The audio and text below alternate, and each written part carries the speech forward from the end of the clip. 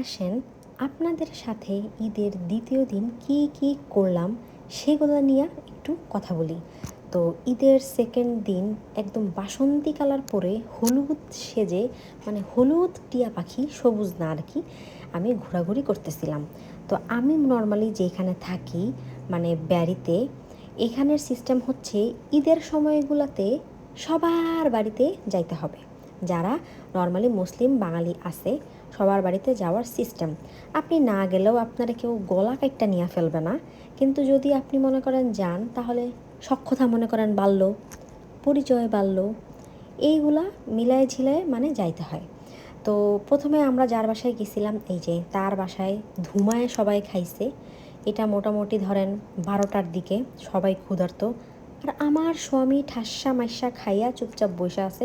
কি রে, ভিডিওটা ঘোলা হয়ে গেল কেন? যাই হোক, আর এইখানে সুন্দরী সুন্দরী আপামনিরা বৈশাও ঠুসতেছিল। আর এখানে ব্যাটারাও ঠুসতেছিল। এই যে আল খেল্লা লাল পাঞ্জাবি পরা ভাইটা, তার বাসায় আমরা গেছি। তো এই বাবুটারে দেখা উপরের দিকে তাকাইতেই আমার চোখে পড়লো এখানে লেখা ফিদ মোবারক। মানে কি, ঈদের জায়গায় ফিদ? যাই হোক, ইয়ের একটা মানে লেঞ্জু একটা চলে গেছে। বাচ্চাগুলা খুবই খুশি ছিল। আর আমারে দেখেন, আমি মানে ঠুসতে ঠুসতে আমার অবস্থা খারাপ।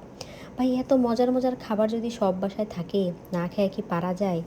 গল্প গুজব এক বাসা থেকে শেষ করে আরেক বাসায় ঠুস কইরা চলে আসছি মজা করতে করতে। তো এই বাসায় আইসাও দেখলাম সুন্দর মানে আখনি বানানো, বুটের ডাল দিয়ে কি একটা বানানো জানি না, কালা ভুনা করা। হেরা হইতেছে আবার চিটাগং। সো চিটাগংয়ের ঐতিহ্যবাহী খানা কালা ভুনা, সো ওইটা ছিল। এই যে ওই যে গোলাপি কালারের ড্রেস পরা যে আপুটা, তার বাসায় আমরা গেছিলাম। তো এরপরে ওইখান থেকে বাহির হইয়া আমরা আবার চলে গেলাম আরেকটা আপুর বাসায়, যার নাম লিফা আপু। তো লিফা আপুর বাসায় খানা দানার ভরপুর, একদম মনে করেন ভরপুর অ্যারেঞ্জমেন্ট ছিল।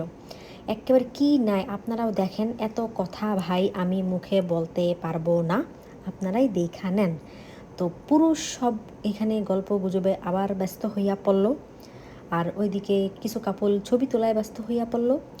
আর আমি তো ভিডিও করায় ব্যস্ত আছি অল টাইম। আর মহিলারা তো গসিপ গসিপ গসিপ, এটা বইলা লাভ নাই।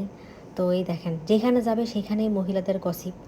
এত এত মানে বয়স্ক আপুদের মাঝে আমি একটি কচি কাঁচা বাচ্চা। যাই হোক, তবে আমার খুব ভালোই লাগতেছিল।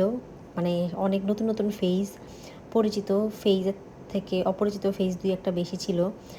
সবার সাথে পরিচয় হইতে ভালোই লাগতেছিল।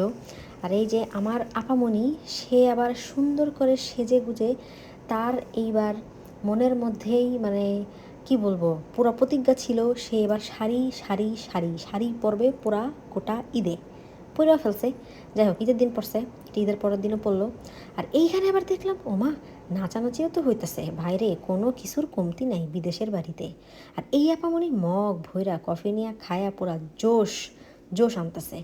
আমি আবার একটু মিররের দিকে তাকায় ঢং ঢুং করলাম আরেকজনের বাসায়। এটা কিন্তু বাই দ্য ওয়ে, ওই বাসা থেকে বের হয়ে আমরা আবার আরেকজনের বাসায় চলে আসছি। মানে আমরা অনেকগুলা বাসায় গেছি ভাই, এত ভিডিও আমি করতে পারি নাই, কারণ আমার ফোনের মেমোরি ফুল ছিল। তো এখানে পুরুষ হগল করে দাঁড়া করাইয়া একটা ছবি তোলার ব্যবস্থা করছিলাম। আরেকজনের বাসায় চলে আসছি। এই যে এটা তখন করতে করতে অলমোস্ট মানে সন্ধ্যার দিকে। তো ওনার বাসায়ও এই সব অ্যারেঞ্জমেন্ট ছিল, মানে যেই বাসায় যাইতেছিলাম সেই বাসায় খাওয়া দাওয়া। অবশ্য বাংলাদেশ থেকে অনেক ভালো ঈদ এখানে কাটে সবার। কারণ বাংলাদেশেও আত্মীয়দের বাসায় মানুষজন এত যায় না, যেটা কিনা এখানে নেইবারদের বাসায় মানুষ যায়।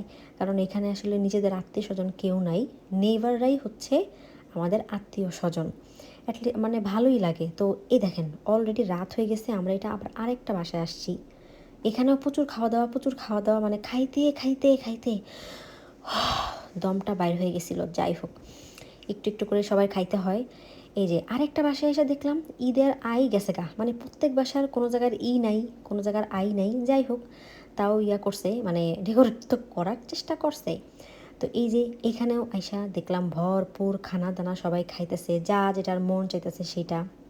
কিরে ভাই, আমি এবার ক্যামেরাটা নিয়ে কী করতেছিলাম? আমি তো বাজে ক্যামেরাম্যান, মানে সিরিয়াসলি। বাই দ্য ওয়ে, এখানে আরেক ভাবি আমার মুখের মধ্যে ওই ফুচকা ঠুসতেছিল, কারণ আমি খুব লোভনীয়ভাবে তাকাইছিলাম। পরে উনি বলল, আসেন আপনারা আমি খাওয়াই দিই। বাস দিল। তো এই যে আমার জামাই আবার খাওয়া দাওয়া নিয়ে ব্যস্ত। আর ওই বাসাটাতেই, যে বাসার ঈদের আই মরে গেছে, ওই বাসায় আর কি। তো এখানে আবার সেই মহিলারা গসিপ গসিপ গসিপ যা হয় আর কি, অনেক দিন পরে, কারণ সবাই এখানে কাজ করে, সবার সাথে সবার দেখা সব উইকেন্ডে হয় না। যখনই কোনো অনুষ্ঠান হয়, পার্টি হয়, তখনই সবাই একসাথে হয়, ভালোই লাগে আর কি। আর এইখানে দেখেন বিদেশে ভাবিদের আপুদের সবচাইতে একটা কমন জিনিস, যে যত কাপড় চোপড় কিনতে পারবে সে তত শো আপ করিতে পারিবে। এখানে এক আপামনির বাসায় গিয়েছিলাম, সে তাহার যত কাপড় চোপড় ছিল সব বাহির করিয়া আমাদেরকে প্রদর্শন করিতে লাগিল, এবং প্রাইস কত সেটাও মেনশন করিতে লাগিল। আমরাও দেখিতে লাগিলাম। নর্মালি এগুলো আমাদের বাংলাদেশে খুব একটা হয় না, বাট হয় কি না আমি জানি না, অ্যাটলিস্ট আমি করি না। বাট এই যে সব আপামনিদের কাহিনী দেখেন, ওনার কাপড় চোপড় নিয়ে কারাকারি শুরু করছে।